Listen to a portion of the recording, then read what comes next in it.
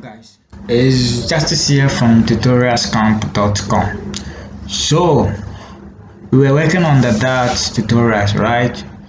And I said we were working on the Flutter tutorials, and I said we need to focus on that first because Flutter is based on what? That's programming language, and you need to learn what that first. So I want to release a video on that, right? It's going to be a playlist step-by-step video on that. So I suggest that anyone who is watching the Flutter video, the playlist, and if you are not familiar with that, you need to watch that video first before you move on to the Flutter tutorials, because that will give you a clear understanding of whatever code you write in the Flutter playlist. Okay, so without further ado, let's move ahead and then let's see what you are going to be talking about in this video, right? I'm actually going to release all the video today, right? Tonight, that's what I'm working on, is step-by-step video. I'm going to release everything tonight so that you guys can learn it fast and then start developing different kind of applications in Flutter, right? Because if I don't release this thing fast, it's going to delay those who are trying to learn the Flutter framework, right? So let's see what we are going to cover in this. So first, you are going to talk about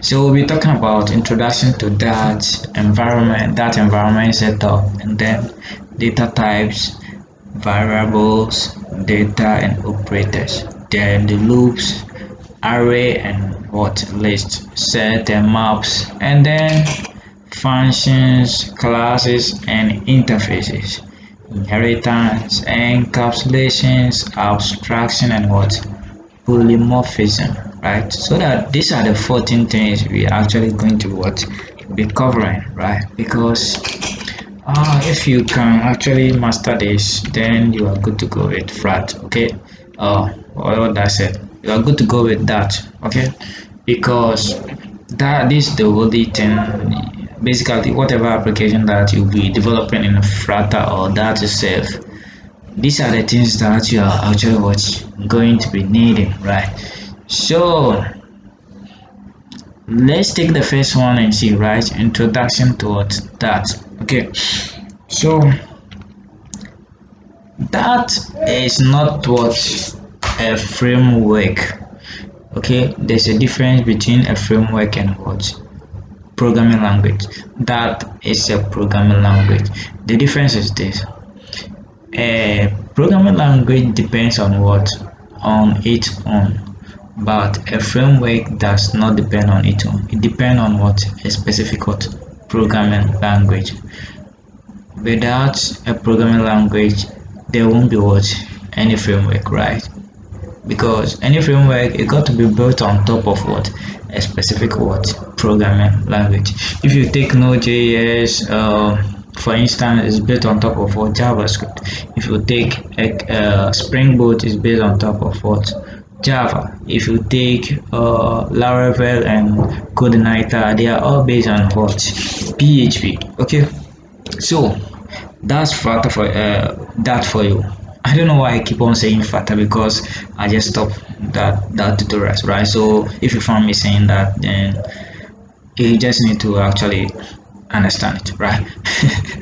So these are the three features that I want to talk about that. Okay, this thing, they should be on your lips. Okay, because you can go to, since you want to master Flutter, you can go to a Flutter interview and they will ask you what programming language is built on top of Flutter, and if you say that, they are actually going to ask you another questions. Can you tell us something more about that, some features and certain things, right?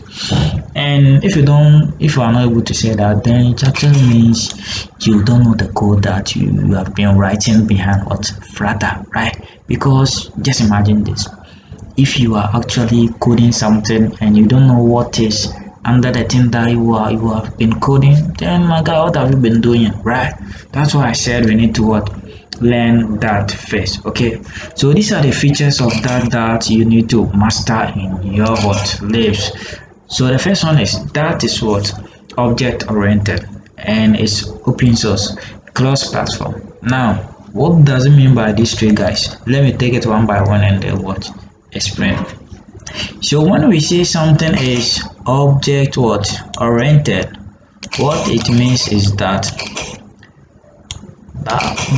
programming language is not what, a procedural programming what language. It's what, it depends on object for making things what, to avoid code repetition, and then for encapsulation of data, and then what, other functionalities, right? That you can write in what, or you can have in what, procedural programming languages like PHP, right?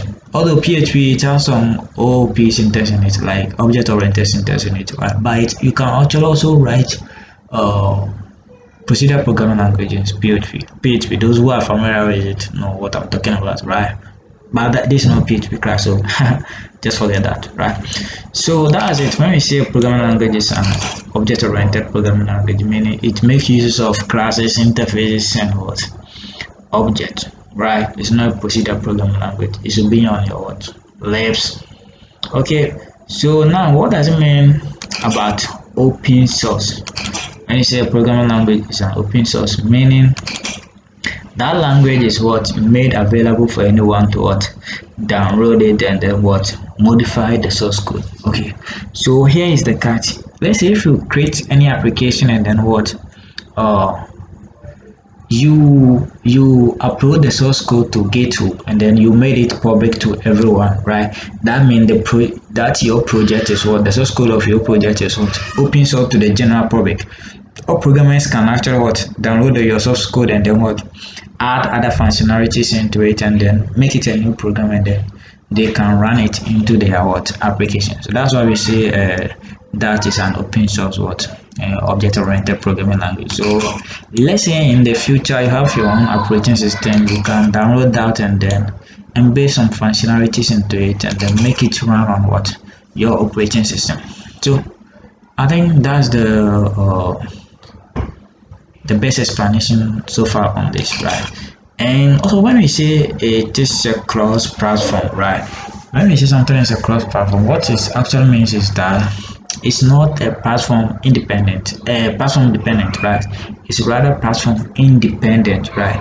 Meaning it does not depend on a single platform or operating system. So that means it can run on what, multiple operating systems like Android, iOS, desktop, and what, Mac, and the rest, right? But if you take other programming languages like PHP alone, okay, PHP is a backend operating system, so it's a server-side system. So it's actually okay. You can say something like PHP. It only runs in the web, right? It runs on the server in the web only, right? But that it can't run on the on Android direct, right? PHP can run on Android and then Windows and iOS direct, right? Which that can, right? So we can use PHP as an example for example here, right? So that's what you should understand. Cross-platform or what? Platform independent language. It's just like Java. Java is also what? A cross-platform, meaning a platform independent. Any programming language that can run on what? Multiple operating systems, right? Meaning you can, it doesn't depend on what, a single operating system, right?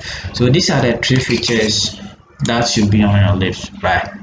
It should be on our list, and that's just an introduction to that. And then the next video we will talk about environment setup and what in that.